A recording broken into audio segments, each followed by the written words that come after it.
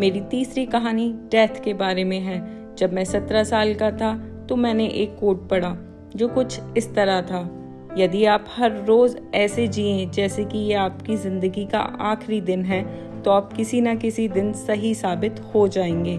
इसने मेरे दिमाग पे एक इम्प्रेशन बना दी और तब से पिछले 33 सालों से मैंने हर सुबह उठकर शीशे में देखा और खुद से एक सवाल किया है, अगर ये मेरी जिंदगी का आखिरी दिन होता तो क्या मैं आज वो करता जो मैं करने वाला हूँ।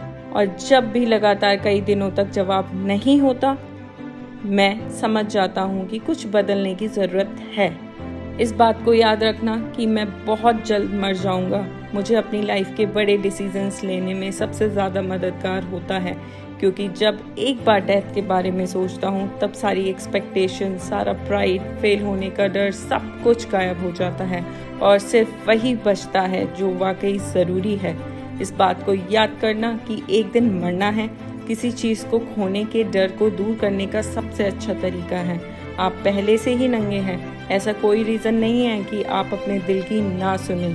करीब 1 साल पहले पता चला कि मुझे कैंसर है।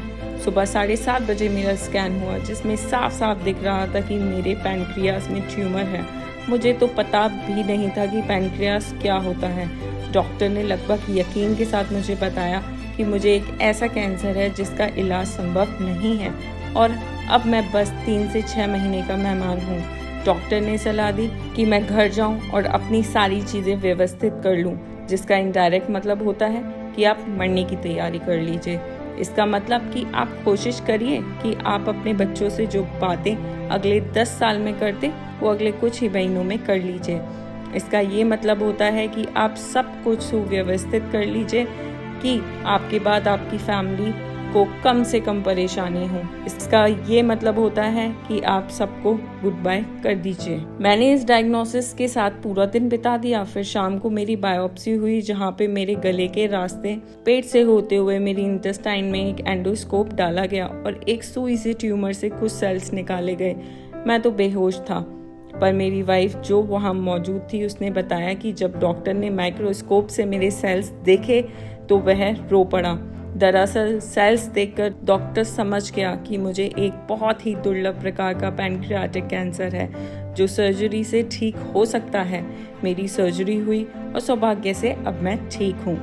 मौत के इतना करीब मैं इससे पहले कभी नहीं पहुँचा और उम्मीद करता हूँ कि अगले कुछ दशकों तक पहुँचूँ भी नहीं।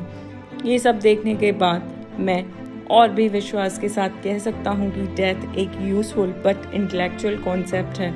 कोई मरना नहीं चाहता है, यहाँ तक कि जो लोग स्वर्ग जाना चाहते हैं वो भी। फिर भी मौत वो मंजिल है जिसे हम शेयर करते हैं। आज तक इससे कोई बच नहीं पाया है और ऐसा ही होना चाहिए, क्योंकि शायद मौत ही जिंदगी का सबसे बड़ा आविष्कार है।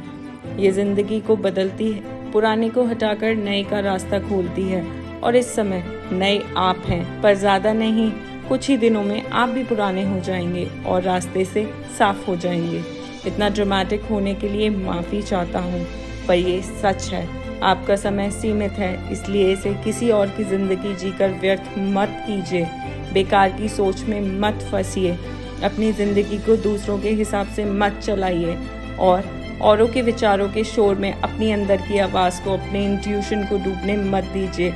वे पहले से ही जानते हैं कि तुम सच में क्या बनना चाहते हो, बाकी सब बेकार है। जब मैं छोटा था तब एक अद्भुत publication the Whole Earth Catalog हुआ करता था जो मेरी जनरेशन्स की बाइबल में से एक था।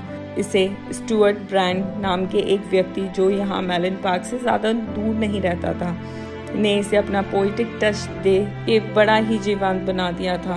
ये 60 के दशक की बात है जब कंप्यूटर और डेस्कटॉप पब्लिशिंग नहीं हुआ करती थी।